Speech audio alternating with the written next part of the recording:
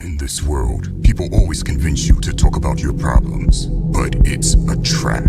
Showing people your pain is like bleeding next to a shark, because the more you reveal your pain, the more people want to hurt you.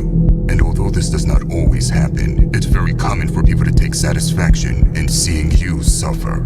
Some are just good at hiding that satisfaction behind fake empathy. Think about it. When you fail a business and you show all your despair about it, people will come up to you, patting on your back, saying they feel sorry for you. But at the same time, they will want to know all the details, just to humiliate you without you even knowing it, telling others how unskilled and stupid you were. Or if your girlfriend cheats on you, people will tell you that what she did was wrong, and that you're better off without her. But behind your back, they'll turn you into a joke, and your whole affair will become a laughing matter. Now, you may wonder why people would be so cruel, and the answer is simple. These people's goal is to feel superior to you. So whenever they see you being bothered by something, it's like a treat to them. They can't wait to feast on your misfortune. But when you act like nothing bothers you, you deny them the satisfaction of superiority completely. That's right. Learning to not show your weak point can end up becoming your strong point. In this video, I will tell you how to become an unbothered man. Number 1. Gain control of your tongue. Nowadays, men talk more than women, and a common reason why is overcompensation, meaning they want to cover up weaknesses, so they talk and talk, hoping no one sees their deficiencies. Pathetic. Anyone can see through the man who talks a lot, but a man who remains silent is hard to read. A silent man comes across as unbothered, but also as someone you don't mess with.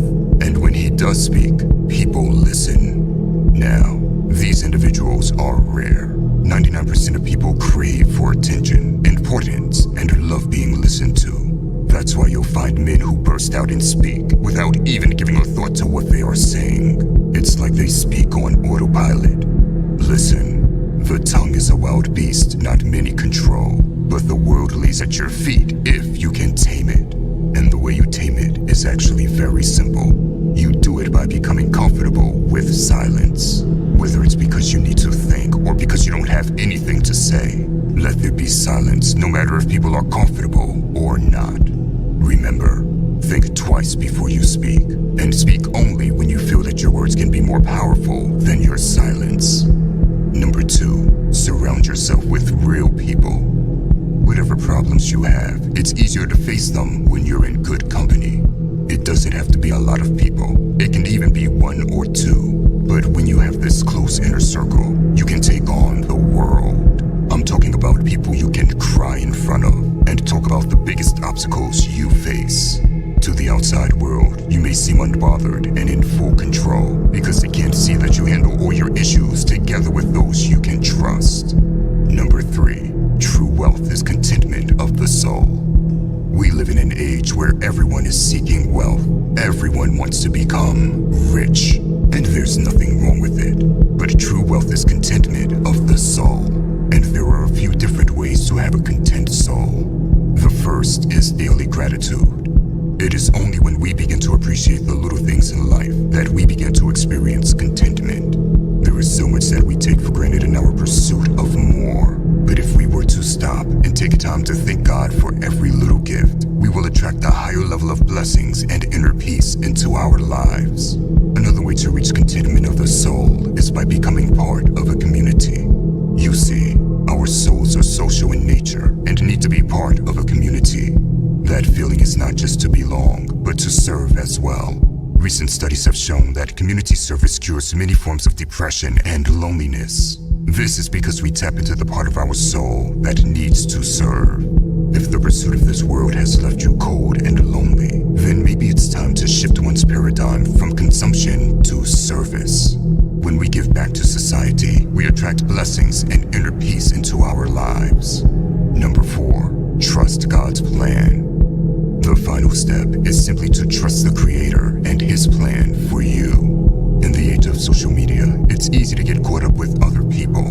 Everyone always seems to be better than you.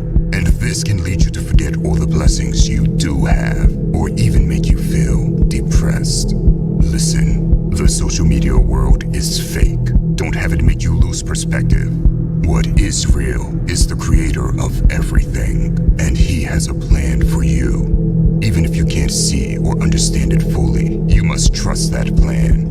Now, I already know some people will get triggered when I say this. They'll say things like, God isn't real, or get angry at me for giving credit to the creator.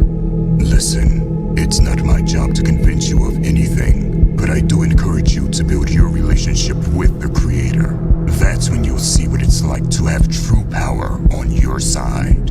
This video was about how to act unbothered, but when you put your faith in something so powerful and mighty, you're no longer just acting unbothered. You actually become unbothered, because everything in this world pales in comparison to God. By the way, if you want to level up in life, don't forget to show some love by hitting the like and subscribe button. Until next time.